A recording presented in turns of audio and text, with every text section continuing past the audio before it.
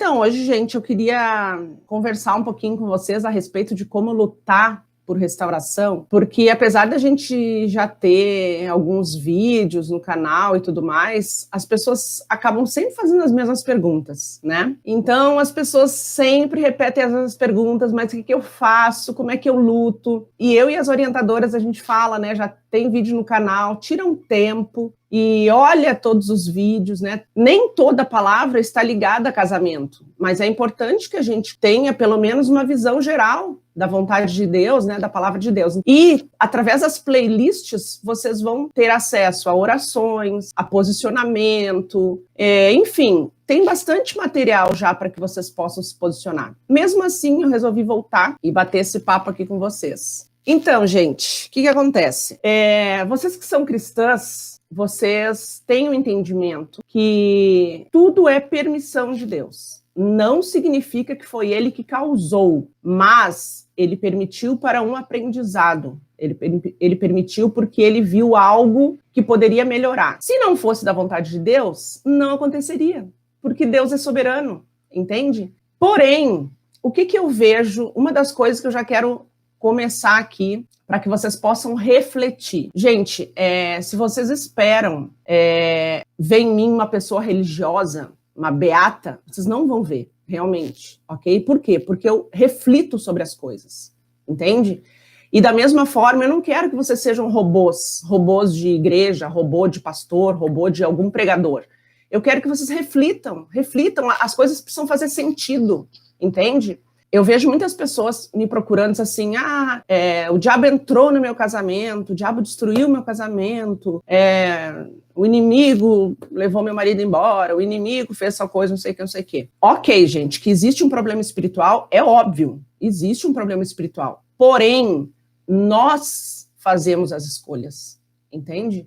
Então, quando eu coloco a culpa no inimigo, quando eu falo que Satanás fez isso, Satanás fez aquilo, eu estou tirando toda a minha responsabilidade também. Então, é como se eu não tivesse poder sobre a minha própria vida no sentido de escolher. Mas Deus nos fez livres. Quem aprisiona é o inimigo. Mas Deus nos fez livres. Nós somos seres livres e nós temos, sim, o nosso livre-arbítrio para escolher. O que acontece com o livre-arbítrio do cristão? O livre-arbítrio do cristão, ele abre mão do seu livre-arbítrio para fazer a vontade de Deus. Mas mesmo assim, eu sou dona das minhas escolhas, não sou? Se eu quiser hoje virar as costas para Deus e ir para o mundo, eu não posso? Eu posso. Deus vai me segurar pela mão, vai me pedir? Não. Então isso quer dizer que eu tenho livre-arbítrio. Eu escolho. Eu escolho desde a roupa que eu vou botar, a atitude que eu vou ter, o que eu vou fazer, as amizades que eu ando. É Deus que coloca na minha volta as pessoas? Muitas vezes ele coloca, mas eu decido se eu vou andar com aquelas pessoas ou não. De repente, Deus tá colocando pessoas no meu caminho para me levarem para perto de Deus e eu escolho andar com as pessoas que me afastam de Deus. A escolha é de Deus? Não, a escolha é minha, entende?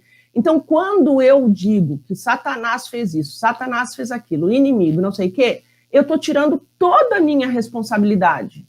Eu não gosto de usar a palavra culpa, né? Culpa é muito pesado, culpa carrega muita gente. Mas a responsabilidade. Eu também tive escolhas erradas, atitudes erradas para o meu casamento falir, entende? Então, em primeiro lugar, para restaurar o casamento, a gente precisa buscar Deus. Porque é Deus que vai nos guiar, é Deus que vai nos mostrar quais foram os nossos erros, o que eu preciso melhorar para ter o meu casamento de volta.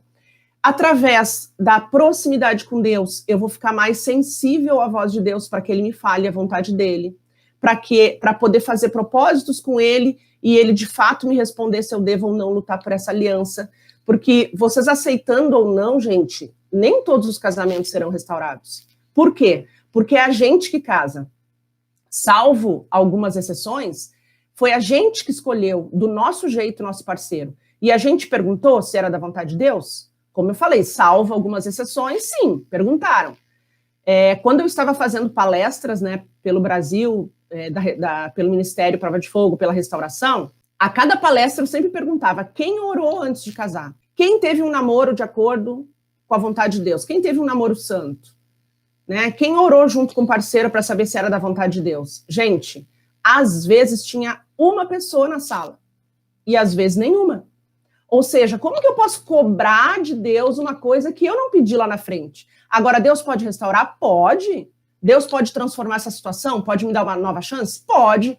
Agora a gente precisa saber se é propósito de Deus. Tem pessoas que falam assim, mas Deus manda a gente obedecer à lei dos homens, então se um tabelião foi lá e deu um carimbaço na certidão, então Deus uniu no mesmo momento que o tabelião também uniu. Isso é o que eu vejo algumas pregações aí na internet. Gente, me perdoe, mas isso é uma confusão de lei de homem com lei de Deus. Sabe por quê? Porque daí a pessoa se contradiz. Se Deus fala para eu seguir a lei dos homens, se Deus deixou orientação que eu tenho que seguir a lei dos homens, e no momento que o homem carimbou para me unir, no momento que o juiz declara divórcio, eu também estou sob a lei dos homens. Outra coisa que a pessoa diverge, né? Ela se confunde. Mas a lei do divórcio foi Moisés que criou, não é de Deus. Gente, ok, a vontade de Deus é que a gente tivesse escolhido, né, um bom parceiro, tenha apenas um casamento e permaneça casado por resto da vida. Essa é a vontade de Deus. Mas assim como é da vontade de Deus que a pessoa faça o bem para o próximo, que a pessoa não roube, não minta, não mate. E quantas pessoas fazem isso? Por quê? Porque elas pediram orientação para Deus? Não, porque elas tomaram a decisão de viver aquela vida. Claro que também tem um aprisionamento espiritual por trás. Mas a pessoa escolhe, gente, porque até eu sou sugestionada todos os dias.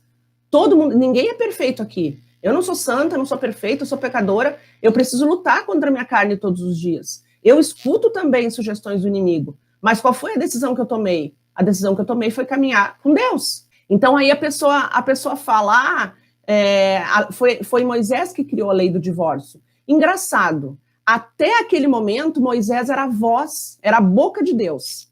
Moisés livrou o povo do deserto, Moisés falava por Deus, todo mundo seguia Moisés porque ele era um representante de Deus na terra. No momento que ele cria uma lei, não foi Deus que falou através dele. Entende?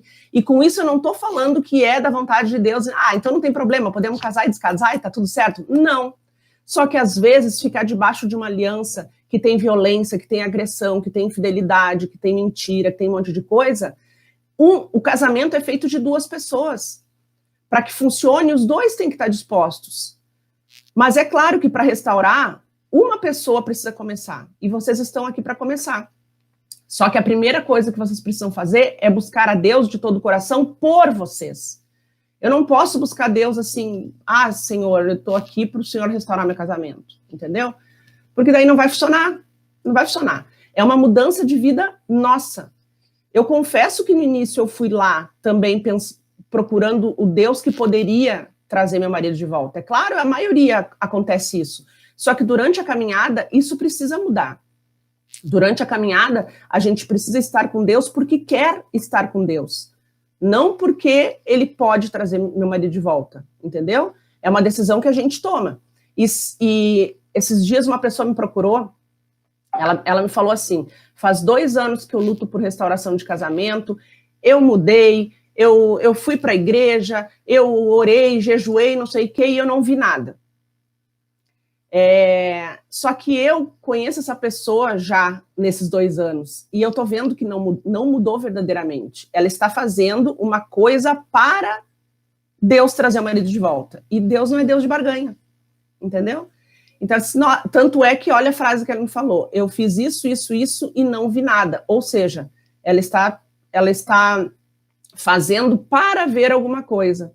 E no início é normal? Sim, é normal. Mas depois a gente precisa fazer porque realmente a gente se apaixonou por Jesus e a gente agora quer ter uma vida de obediência à palavra dele, entendeu?